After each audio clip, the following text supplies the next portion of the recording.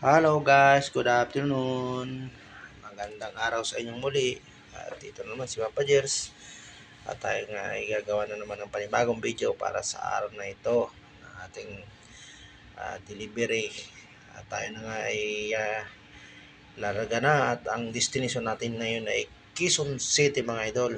Ayan, lumbas na ako sa aking parking building. At dito na nga tayo.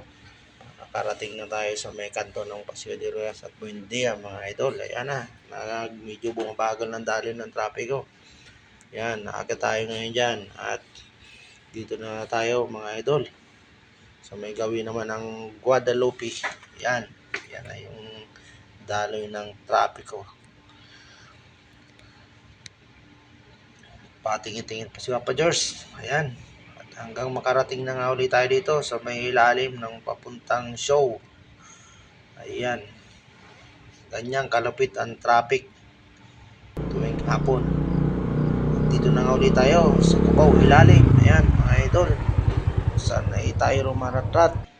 Ayan mga idol. At ilang sandali lang ay nandito na tayo agad sa ating pupuntahan. Sa Centres Iton. Ayan mga idol. Ayan. Dito nga ay tinawagan natin yung contact person natin para ma-receive ng kanilang dokumento. Ayan mga idol.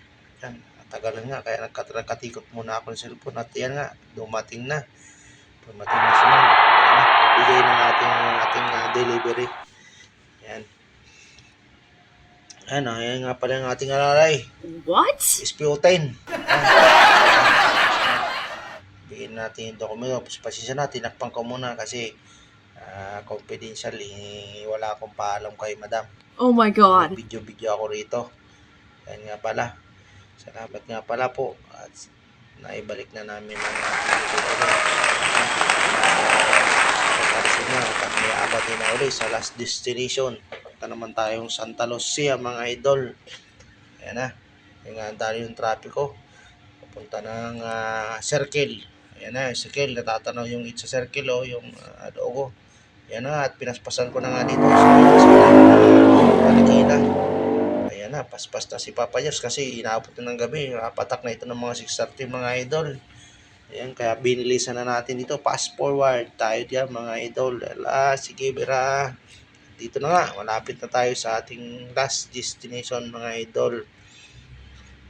Ito yung huling drop off natin at inaabot na nga kami ng gabi dito mga idol. Mag-aabot ito ng mga 7:30 na mga idol. Sige mga idol, hanggang dito na lang at salamat. At ubos ko na naman ng 3 minuto na inyong panonood. Salamat. Thank you for watching mga idol. Bye-bye.